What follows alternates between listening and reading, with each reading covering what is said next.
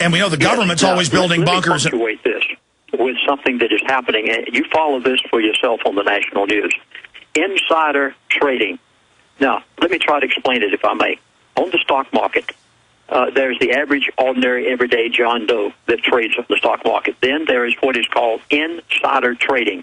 That means people who are the CEOs, the corporate heads of corporations in America. Many of them are the elitists themselves, not all, but some. Insider trading means when these corporate heads, these CEOs, trade on the stock market, it's called insider trading. Whenever the average John Doe trades, it's just an average person trading. Here are the statistics. Please write these down. September the 13th through the 17th of this year, it was 400 to 1 of insider trading on the New York stock market. That means insiders, corporate heads of CEOs, was selling their own corporate stocks. And it was 400 to 1, 400 being of the corporate sellers compared to 1 of the John Doe out here selling. Listen to this figure. October the 4th through the 8th. Now, we're right here, right where we are almost today. The insider trading has gone to 1,600 to 1. Folks, are you getting this? Do you understand that the corporate heads, the CEOs, the corporation managers, that these people are selling their own company stocks and bailing out in mass, and they have done it within 1 month's time from 400 to 1 to 1,601? What is it that these elitists, many of them, and these corporate heads, what is it that they know that you and I don't know? Why are they bailing out? Continue. Well, I was told by my elitist friend, and I recorded it on DVD, that by 2012, the dollar will be dead. What is it that these people know? They know what's about to happen. They know that we're going to a world currency. They know that the dollar is on its way out. Russia knows it. China knows it. That's the reason they didn't sign their agreement for crude oil and natural gas using dollars. Instead, they said we're going to use another currency. They're looking to the future because they know what's going to happen. The elitists have it already have stated to me that by 2012, the dollar will be dead. Folks, you'd better prepare. Anything that you're going to do with your dollars, you need to do them now because you may not have the opportunity. The dollar is crashing very rapidly. This is very obvious that something is in the wind that the elitists are doing. Now, they don't want to wait until the American people get so angry and upset that they start a revolution. They want to bring it about in such a manner that you will be so poor you won't be able to do anything. Let me read you the 3 statements that he gave to me just under 2 years ago. He said, within 2 years, you will not recognize America. I'm reading them verbatim. Again, and I recorded this on DVD. I'm so glad I did, so nobody can ever doubt it. He said again, by 2012, the dollar will be dead. Again, in the same conversation, he said within 2 years, nearly everyone will be working for the government. This is before the takeover of General Motors and Chrysler and AIG and the bank problems that we had toward the end of the Bush administration and before health care. Do you realize that all of these things are coming to pass exactly as this individual told me they would happen? Amazing. Continuing, let's look at the Iran situation. What did he tell you on Iran? That's the big one. I am so glad you asked about this, Alex, because Iran right now is critical. You remember that 2 years ago, and again, I recorded this on my DVD series, and I said, everybody thought we were going to war with Iran 2 years ago. We had all of our Air Force, our Navy, Marines, everybody battle ready right out there in the Persian Gulf. And nearly every talk show host, and I, as a talk show guest, was saying we're about to go to war with Iran. And I was on the phone with this elitist friend of mine one day, and he said, no, it's not going to happen for a couple years, but that was a couple years ago. Yeah, and then 1 year ago, nearly everybody was getting ready for it again.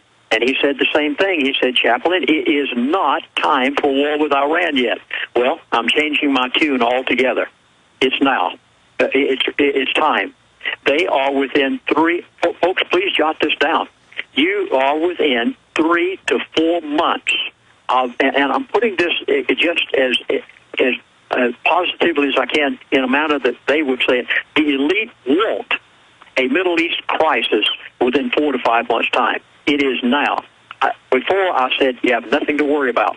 I'm telling you now, you're within 4 or 5 months to the time that they want this. It is time.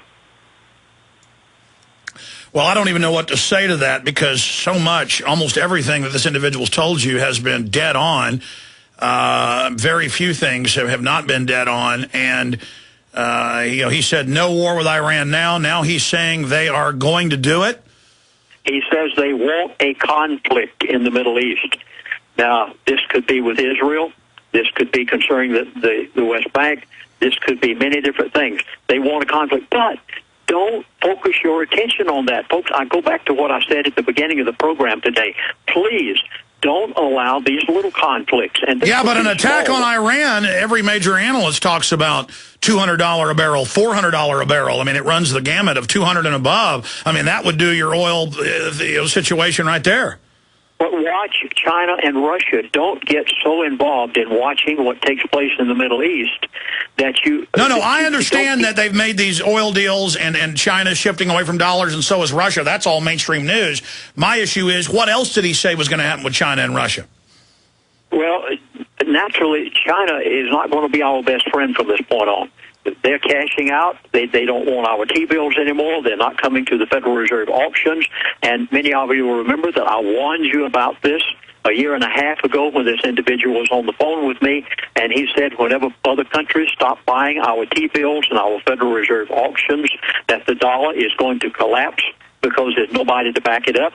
Now the Federal Reserve is buying their own T-bills back again and monetizing the debt in a different manner. We are in everything this man told me in the past 2 years is happening just like that. Now watch China, because China is not going to continue buying our currencies. Instead, they're going to gold and silver. Okay, you ready? Here's the next one. Gold and silver. Oh, my goodness, people, I warned you.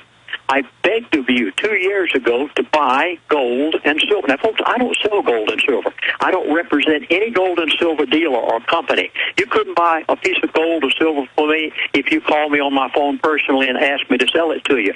I am telling you what I have been told. Gold and silver, when I warned you 2 years ago, it was $600 to $650 an ounce. Today it's $1,350 an ounce, and it's still cheap. Where is gold and silver going? Here is the prediction. The currency of the elite is gold and silver. They are not going to allow anything to control it nor to disturb it.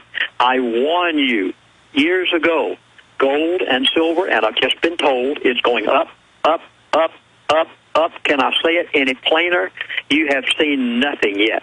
The price of gold and silver is going so catastrophic about what it is today, you have never seen the likes. It is I was told by this elitist that the only place that you could protect your assets is in gold and silver, and even at $1,350 an ounce, it still is cheap compared to what you're going to be paying for it a year from now. And that's what he told you? Yes, it's going to continue to go up and up and up. There is no end to this. It is the only thing. You can't depend on real estate anymore. There's no way in this world. This mortgage crisis, and we haven't even gotten on that subject yet. Yeah, let's cover the mortgage crisis when we come back, and any other key intel he gave you, and what the mortgage crisis is designed to do. And I concur with your analysis and what he told you. I completely agree. But we'll get that on the other side. Then phone calls. Your call's coming up in the next hour with Pastor Lindsey Williams. For those that just joined us, his top globalist source that he's known for 30-plus years is dying of cancer and just basically spilt his guts to him in the last 2 weeks. We were getting into mortgages. Let's break down what he told you concerning all the mortgage fraud and the big mortgage scandals that are going on right now. Go ahead, Lindsey Williams. It's by the providence of God that I know what I know. Let me stress to every person out there in the listening audience, I was invited to be the chaplain on the Trans-Alaska Oil Pipeline and got to know these people back 35 years ago. They're now old. Most of them are retired. And they have been willing to tell me these things.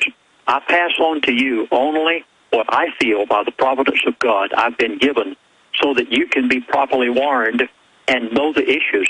You won't get information like this from the national media. You won't hear it any other place. I don't know of any other person on the face of the earth that one of these elitists talks to as he has been willing to talk to me over the past 2 years' time. One of the issues that has been so prominent lately is a mortgage crisis. And let me tell you what they, the elitists, have planned. They planned it way back in the 80s. They knew exactly what they were doing. This is not happening by chance. Every bit of this is by design. It is MBS. You'll be hearing this word more and more, mortgage-backed securities. They started these teaser loans, these interest-only, all of the modern-day method of mortgaging. Now, that's both for residential and commercial real estate. They knew when they started issuing these loans that it was going to wind up exactly where it is today. And it is estimated that the mortgage-backed securities issue is as high as $45 trillion. A professor in a university up in the Northeast gave this statistic this past week. It's mind-boggling.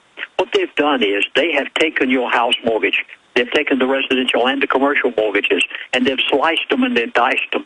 And without having paperwork, they only had oftentimes computer entries to prove that they had the rights to be able to do this. They have sold these things to everything from pension funds to mutual funds to banks to insurance companies to France to England. They've sold them all over the world, and they've used them for bartering and trading. And it's oftentimes what you hear about as the secret instrument, so to speak, that's going on today. Now, what is the end result of this going to be, folks? This is so. When I heard this, I literally was mind-boggled. Eventually, the government will have to step in and bail this industry out. There is no way that, and they want it. The end goal of this is for this crisis to become so critical.